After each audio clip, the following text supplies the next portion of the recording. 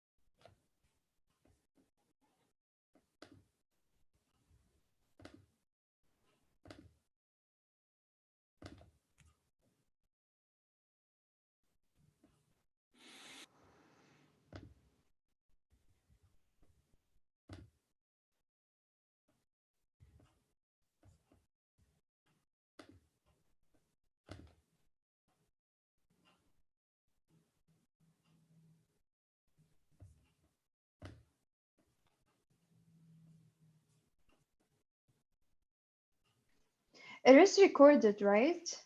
It is, yes, it's definitely Okay. recorded, and we'll give it to you to share amongst your Okay. network. Okay, okay. But yeah, definitely recorded.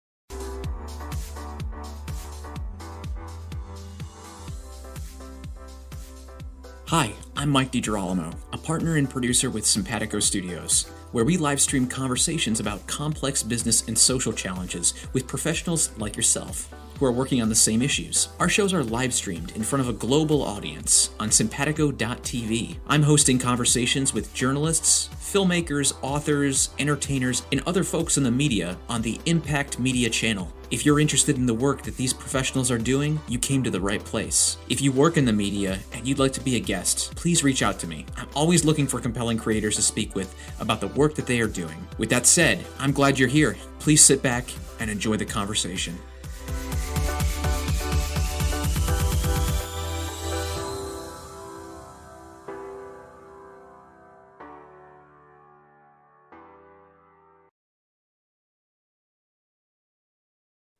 Hi, everyone. Welcome back to Impact Media. Today, my guest is Sarah Eltsuki. She is an architect and designer based in Paris, focused on creating next-generation wearable products using digital design and 3D printing techniques to offer sustainability and new materials to the fashion industry. Her company, Spitra Design Studio, is a design-focused innovation firm working at the intersection of architecture, product, and fashion design. And today she's going to talk about how we can make fashion sustainable by integrating technology into the fashion industry. She's also going to explore the challenges the fashion industry is facing due to the ongoing pandemic and help us recognize different concepts to describe brands' way of approaching sustainability. So joining us from Paris, Sarah, welcome to the show. How are you? Thank you so much. I'm good. How are you? Doing great. So we're going to be talking about the fashion industry and sustainability within it, particularly among this COVID-19 pandemic. But just to give the audience a bit of context, what's it like right there in Paris right now during this second wave that we seem to be experiencing? How is the situation? So it's been on and off in Paris. Right before confinement, we had a right. So there was the first wave, and there was that confinement. Fashion weeks got cancelled, obviously, but then life came back to normal during the summer, and then fashion events resumed, but at a distance, of course.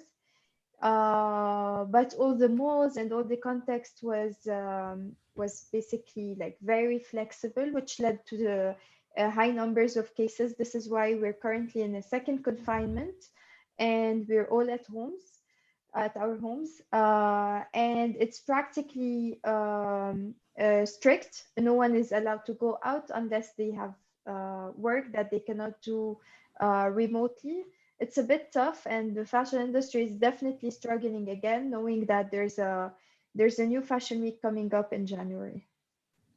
Right, and we're going to get into those challenges more about them. But why don't you go ahead and talk to us about the fashion industry and sustainability as a whole? Can you define for us when you talk about sustainability? It's a pretty large term. What does that mean in terms of the fashion industry? So first, let's begin with the fashion industry in general. Just to give you some context about it and give the audience a little bit of background to what I'm talking about, the fashion industry is an immense industry that includes garments, footwear, jewelry, and cosmetics. It has been steadily growing over the past at least 10 years. In 2016, it was estimated to be worth $2.4 trillion. And that's a lot of zeros. It is, if it is ranked alongside individual countries' GDPs, it will represent the world's seventh largest economy. That's how big of an industry we're talking about. In 2014, we bought around 1.2 billion jeans worldwide, and that's a lot of jeans. Just for you to like understand the impact of this huge industry. Let's ask ourselves, what did it take to really make these 1.2 billion jeans? Like, what kind of resources it takes? Because there's cotton, and with that, there's harvesting, there's water consumption, and fertilizers, and so on. There's labor force, and then there are the dyes and the chemicals that work from within. We're talking about the third largest water consumer in the world, the fashion industry. We're talking about a 1 ton, a truck full, like a truck that holds 1 ton of clothes being dumped every 1 minute, and that's a lot of waste. So that's the kind of industry we're talking about. In the past few years, everyone was talking about sustainability and including sustainability in their mission statement and their corporate social responsibility. But in an era where sustainability has become so fashionable, there are a lot of confusion surrounding the terms and the related concepts, especially when it comes to sustainability in fashion. And given the fact that the fashion industry is one of the major polluting industries in the world. So back to your question, what is sustainable fashion? And I will add another question to it. Can anyone claim it? Can any brand claim it? Literally speaking, sustainability means avoiding the exhaustion of natural resources, okay? It generally extends to the social systems, ensuring that they promote the well-being of all stakeholders, individuals, and communities alike. Sustainability is also about durability, as such environmental, social, economic systems and industries. They must be designed to be balanced and to be able to be sustained on a long term, which leads us to identify what sustainable fashion really is. It is simply about encouraging a fashion industry that takes the long-term approach to design. We're talking about manufacturing and consumption of clothes and accessories. Fashion that really creates good while avoiding to cause harm, be it to people, to planets, or to the animal. So, can any fashion retailer really claim to be sustainable if they are focusing on one side of the sustainability part? Because today, when we talk about sustainability, as I said, it's not just one part that we're talking about. It's not just the material. It's not just the labor force. It's not just the delivery part or the packaging part. It's a whole supply chain that really needs to be targeted at all levels if it's feasible, and it should be feasible. This kind of effort brands need to put as such. So, being and beyond using only sustainable fabrics, to be a sustainable fashion business, a brand needs to embrace the entire supply chain of their products. And so when we Um, talk, sorry, go ahead. no, no, go ahead.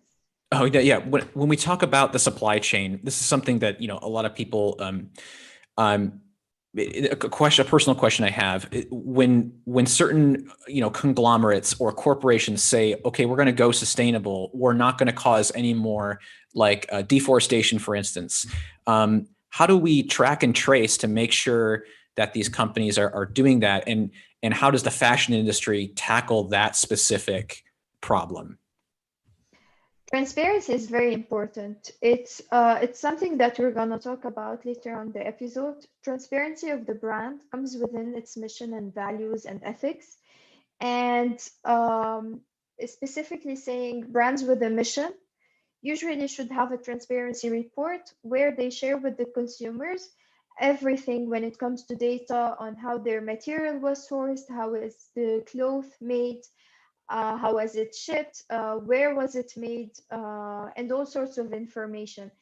And how can the fashion industry really track all those kinds of information or data? It's something that has been trending the past few years, and I think it will become much more massive the coming few years. Is that there are several consumer-based initiatives that consumers just started, which is one of them, for example, is the Fashion Revolution, FashRev, and it basically just asks a very main question: where are my clothes made and who made them? Who made my clothes? So when consumers, and those are the people that you as a brand make money of, when the consumers come and say that I want explanation, I want details, where is my clothes really made and who are making them and how is it made? What kind of fabric? No, no, no. All sorts of questions that consumers are raising and they are raging about it makes brands want to commit to a certain social responsibility phase and want to be transparent about it and share. Like it encourages them to share this kind of data information. Great. I mean, yeah, it's good to know that that social pressure is also giving companies more incentive to go that route. Um, Before we get further into sustainability, let's go ahead and talk about COVID-19 challenges then. I'm guessing this is impacting obviously the supply chain as we know. But can you boil down for us, what are the main challenges the fashion industry is facing amidst the pandemic? So basically, it's a lot of things. We already know that the COVID-19 pandemic has showed limits to so many businesses, not just the fashion industry. It has harmed a lot of other industries and markets as well. But the fashion industry has been hit the hardest, I believe, because basically the industry is very massive. The industry is very wealthy, it's very big. However, within all the production methodology that it follows, it's still super, super traditional in the way they design. They do it physically and they do it by hand or like a computer, Photoshop, and so on.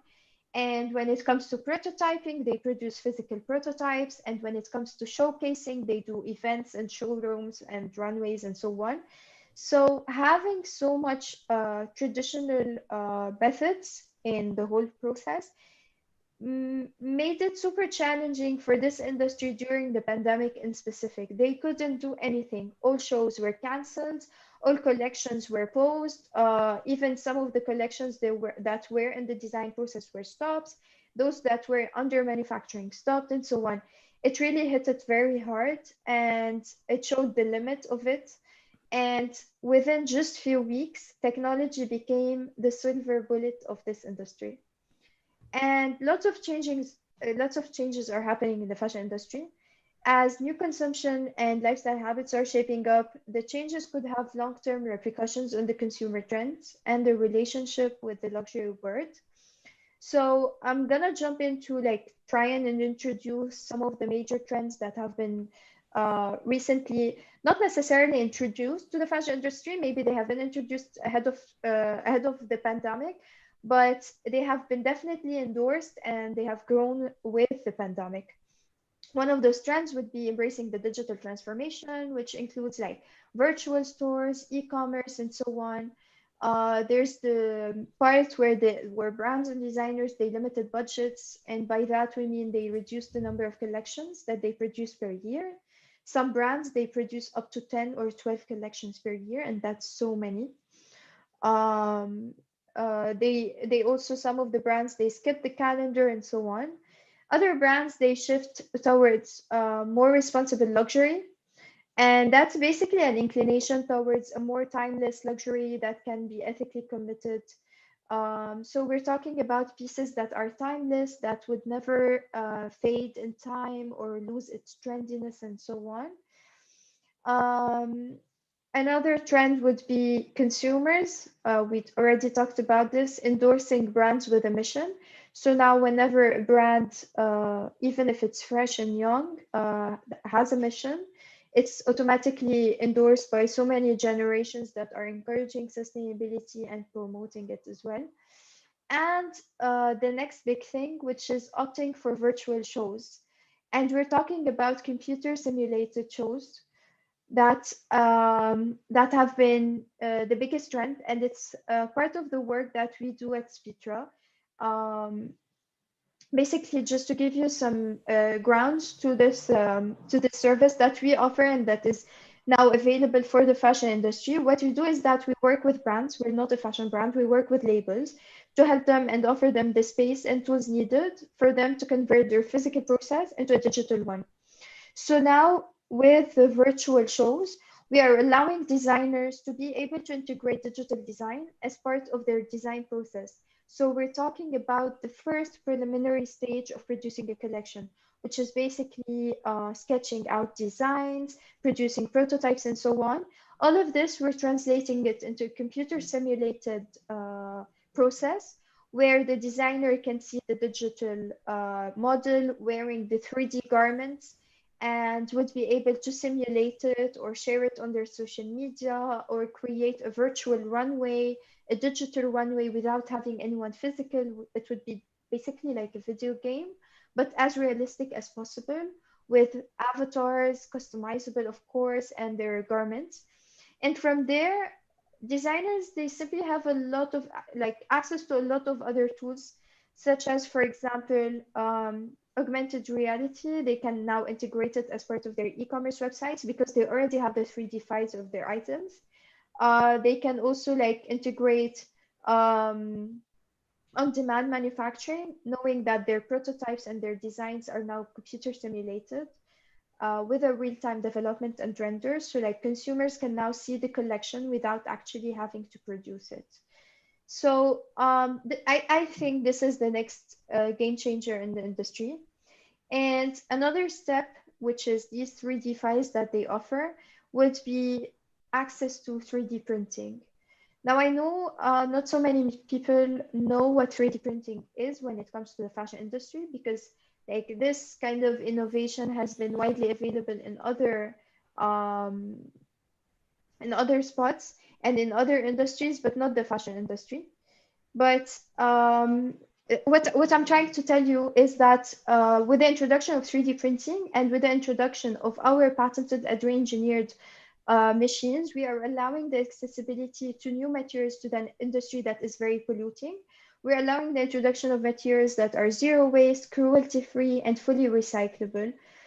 And with that, 3D printing can be a tool for the next level of sustainability in fashion. From design to manufacturing to the use of material, it substantially reduces the impact on the whole supply chain.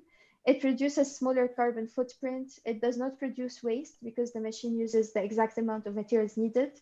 It uses recycled and biodegradable material that extends the life of existing products. So as 3D printing is evolving at a fast pace, it is gaining popularity with more and more eco-friendly fashion designers, embracing 3D and technology and contributing to making the industry more sustainable. So, and this is a question that I just want to make sure that folks who aren't familiar with 3D printing get like a full picture of this, especially the materials that are used. You said that they're recycled materials. Where are these recycled materials coming from? So right now we work with at some point we wanted to produce this raw material in-house. And that's everything that we do within the startup, is that everything that we use, we do it in-house, the 3D printing, the digitization, everything. But when it came to the material, it's a lot of labor work that will consume a lot of time. So what happened is that we collaborated with a supplier, and what this supplier has to do is basically collect some sorts of plastic and sort it in a kind of manner that they see fit. And from there, they can produce filaments that are 3D printable. And within using our engineered machines, they are able to produce a certain kind of flexibility with this material that can be actually wearable. And we're talking about 3D. So 3D printing has been going in the fashion industry for like 7 years, but it hasn't been really wearable and it's not as accessible as possible. And what we're trying to do is to make it accessible and affordable by making it actually wearable in everyday life. And can you talk a bit more about the affordability factor? What was kind of keeping it from being affordable before, and what technology innovation have you offered that's making it more affordable? So before, you as a brand who wanted to integrate this kind of tech as part of your collections, you have to go through different stages. You have to go to a digital designer so that you can produce the 3D file that you want to produce. And that's a different kind of pay. And then you have to go to a fabrication lab, which is usually a space for prototyping. And it's basically for hobbyists. Unless you want to produce a really good finished product, you'd have to go to an industrial space where they charge you a fortune. So the problem is that it's not affordable in terms of having different stakeholders for you as a designer to pay to produce your end product. So that's one. But also in terms of knowing what kind of things can be done and can be printed and can be executed and can be commercialized, because at the end of the day, we all know that fashion brands want to be sustainable because that's the kind of consumer pressure that's happening. But at some point, these brands, they want to monetize and they want to make money. They don't want to lose money in the process. So that's a very important point that Fab Labs have not been focusing on, simply because their target audience is not fashion designers. So when we talk about affordability and accessibility, we're talking about a process that is helping designers not only be sustainable, but be cost effective. So using our technology, the designer is actually saving 60% of his cost and 80% of his time. And that's wow, that's a lot of savings. And also I wanted to ask you a bit like this also is kind of, I mean, well, not kind of, it is taking pressure off the supply chain because you're offering an alternate material source. People don't necessarily have to go to their old suppliers necessarily. They can come to you, and that it, and the fact that you're not a fashion label, you are someone who works with them. So you are helping them stay in business without having to exacerbate an already under pressure COVID-19 ridden supply chain, in essence. Exactly. And the question that we receive more often is that will this machine replace human labor? It does not, because the 3D printer cannot finalize that. It can finalize, but that's not the essence of the fashion industry. Like when it comes to different industries, a fab lab would produce an end product, maybe, yes. But when it comes to the fashion industry, and when you go towards more into the luxury part of this industry, it's very human oriented. It's a very human centered design section that cannot work by eliminating human labor. So for us, we release a little bit of the force.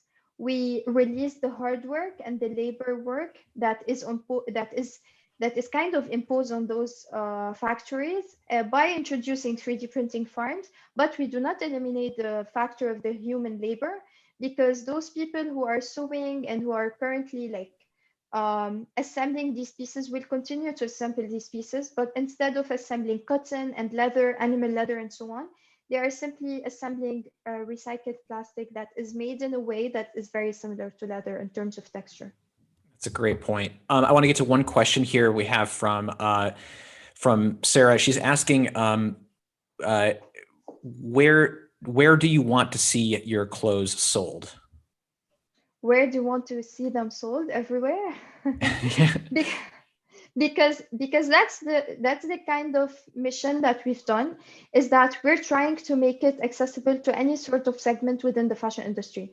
So our early adopters are luxury designers and haute couture.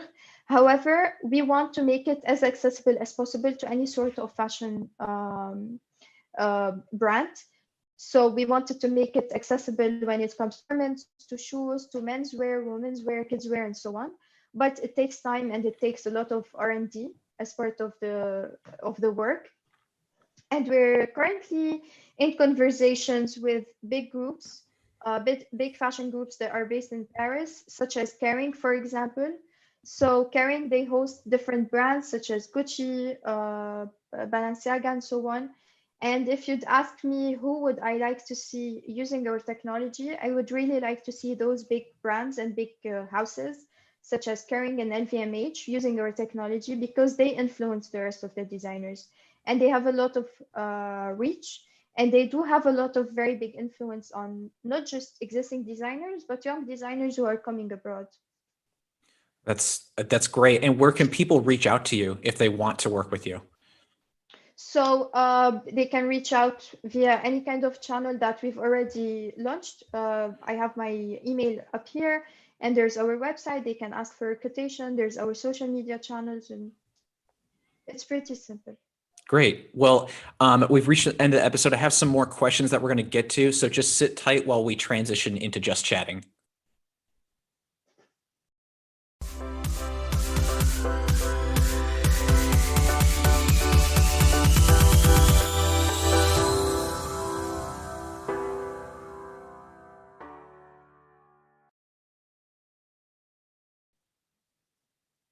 All right, that was a really interesting episode. There was a lot of information to cover in a short amount of time, and you did a wonderful job kind of going over all of that. So I really do thank you for joining us. I just wanted to ask you a bit about your virtual events. We have a question here from Sarah. She wants to know, how can people watch the virtual fashion shows? I'm assuming that this would entail the people who would normally show up, obviously, but how does that work? So right now with the pandemic, and even though this is why I mentioned at some point, even though Paris was open at some point, the shows that happened in Paris Fashion Week, they were not physical, they were digital. What happened is that they rented a stage, they rented a showroom, they had models coming in and out, they wore the clothes, but they were all screens and cameras, and it was broadcasted via social media channels, obviously. What we're offering is a completely digital experience where even avatars, the runway, the clothes, everything is digital. None of it is physical. It is recorded and it's of course live streamed via the social media channels as well. Mhm. But the difference is that you don't have to rent a space, you don't have to expose models or have them being exposed, and the team that is shooting and everything, it's all digital. That's amazing. And of course, the models are still. I mean, how do they participate? Did they just join on the Zoom call with the products, or No, these are so what happens is basically the model is a 3D avatar. It's a okay? 3D simulation. So it's not a real model. It's just like a video game Okay. where you enter a video game, you would see your avatar, it would be wearing certain clothes, it would shoot the other player and so on. But more into the fashion aspect of it, the models are computer simulated. They are 3D models. They are not real models. I can share some pictures with you, Mhm. and you can find some on our social media channel. And the clothes, they are digitized. They are computer simulated. They are not. It's not a T-shirt that is taken a picture of. No, Mhm. they are 3D modeled and then live streamed. Gotcha. And I had a question I just wanted to ask you. Other than all the measures you've discussed here on the episode today, what do you want to see? How do you want to see the fashion industry transform and reform going into this next decade? Given all the challenges that we have, COVID-19, climate change, what else do you really think needs to happen? Sorry, I missed the first part of your question. You disconnected. Yeah, no worries. So I was just ask you, what do you, other than the things that you've discussed here on the episode today, what do you want to see change or reform in the fashion industry in this decade, this new decade that we're going to have coming up here? Other than sustainability and technology practice, what else do you think needs to change? What really needs to change is basically the kind of influence that brands have on consumers. The fact that there are so many consumers that are currently doing the social pressure on brands, that's cool and that's nice, but there's a very big section of consumers that are still very addicted to brands. And if a brand tells you to kill yourself, they'll kill themselves. So, what I would like really to change is to detach this kind of influence that at some point becomes dangerous and just not healthy at all. And this kind of mindset where these brands can run the world through their influence, that's something that I would really like to see decreasing a little bit with time. That's a fabulous answer. I was not expecting that. That's a really good point that you brought up. So thank you for um the for mentioning that. Sarah in the chat room said that she would love to see some photos. We can post them on the episode wall. So do share those with us. Well, Sarah, I just wanted to say thank you so much for joining us and Thank talking you for about your. having me. Yeah, this was a real pleasure, and I wish you guys the best, and hopefully we can have some more conversations in the future. Thank you so much. All right, you can sign out of the Zoom call whenever you want. Okay, that was great. Thank you. Bye. Bye. All right, that was super interesting. An industry that I've been covering more and more here on Impact Media, and it's this is a hugely impactful industry on our planet, and just learning about all the different things that need to change and take shape in it. I really think that it's going to be an exciting industry to watch, especially in this next decade. Well, checking the schedule here, we got a couple more episodes coming up. Looks like we're going to be, Kayla is going to be hosting an episode with Jenna Epifanio. And that one is going to be taking place in about an hour and a half, around 3 p.m. Pacific. So do come back and join us for that. But everyone, thank you so much. We had a really good battery of episodes this morning, and a good one coming up. So we'll see you soon.